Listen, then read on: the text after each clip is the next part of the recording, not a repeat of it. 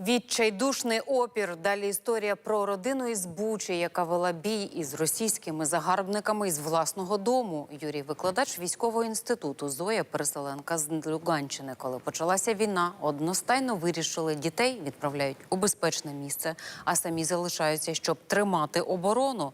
Але було одне «але». Чоловік був на милицях, бо у лютому зламав ногу і оговтувався вдома після операції. З вікна стріляли по росіянах, поки ще не було повної окупації. Їздили до розбитих колон, щоб здобути трофейну зброю. Але за це поплатилися. Їхню оселю війська РФ на знак помсти знищили, залишивши самі лише стіни на згадку. Більше розкаже Христина Величанська.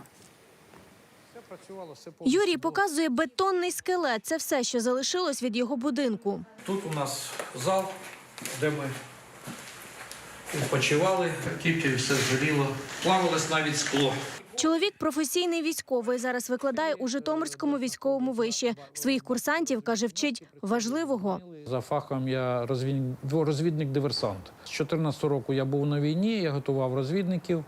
А в 2016 році мені запропонували стати викладачем, бо мав певний досвід бойових дій. Велика війна застала його вдома у Бучі. Чоловік після операції на зламаній нозі пересувався лише на милицях. Його родина добре чула, як росіяни висаджуються на Гостомельському аеродромі. Вони мали час зібратись і виїхати, але відправили лише дітей. Діти благали мене теж, сідай з нами, поїхали. Але я з самого початку вирішила, що я буду тут. Ну, не знаю, вирішила. Бо це була вже не перша втеча жінки від війни. 14-го вона із доньками приїхала до Бучі із Луганська. Тут познайомилась з Юрієм. Коли війна застала знову, разом почали готуватись до оборони. Перший, другий день ми робили запис добровольців. Своїх у нас було десь більше 20 чоловік, 20 осіб. На 26 число у нас вже було по списку більше 270 чоловік. Чоловік розповідає про Бучанську варту, громадську організацію, створену ще 14-го. Саме її учасники, кілька десятків чоловіків, першими зустріли ворога на вулицях Бучі.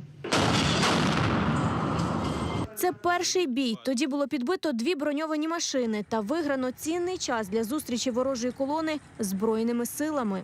Коли було підірвано з РПГ машину, колона вся зупинилася. На цьому місці зупинилася БМП-2 російська. Хлопці з внутрішньої сторони цієї будівлі почали закидувати бутилками з запальною сумішю ці машини. Вона загорілася. Але без зброї організувати оборону міста було складно. Довелось добувати її самостійно. Коли розбили там колону, я поїхала разом з чоловіком допомагати грузити там ті снаряди, ті гранати в машину. Свій невеликий арсенал вони зберігали у таємних сховках і просто посеред коридора. Тут лежали в мене гранатомети, і кулемети, і патрони до цієї всієї зброї. В арсеналі Юрія опинився навіть ЕНЛАВ. Я його виміняв на кулемет у Азова. Позиції для стрільби чоловік облаштовував на 2-му поверсі через відчинені вікна. Тоді добре проглядалися ближні дороги. Звідси снайперська гвинтівка, кулемет. У мене кулемет був обладнаний модератором, глушником. Тому мене практично не було чути, в яку сторону працюю. І ще за мирних часів стріляти Юрій вчив дружину на полігонах, але під час реальних загроз вона мала інші завдання. Зося, підіймаємося на 2-й поверх, ти мені потрібна. Все, просто сиділа, заряджала магазини, подавала набої і все. Та коли росіяни вже частково окупували Бучу, почали справжнє полювання на її захисників. 8 березня машину подружжя узялися розстрілювати біля будинку. Ось куля, пряме попадання. Я кажу, гарно видно якраз це місце. Ось кулі одна, друга. Ця машина була знищена практично повністю, тому прийшлося її кинути. Окупанти зрозуміли, що пара вижила, тож із БМП заходились безжально знищувати їхній будинок. Подружжя вистрибувало через вікна. Оцієї стіни зовсім не було. Її будівельникам довелося знову викладати. Криші не було зовсім. Щоб зберегти життя, вони виходили з Бучі нарізно. Зоя з евакуаційною колоною, Юрій із поламаною ногою під обстрілами дивом дістався наших позицій у Горинці. Вижив, я не знаю як. Чудо, диво, розуміння своєї справи, я не знаю. Може, все-таки мене досить добре навчали.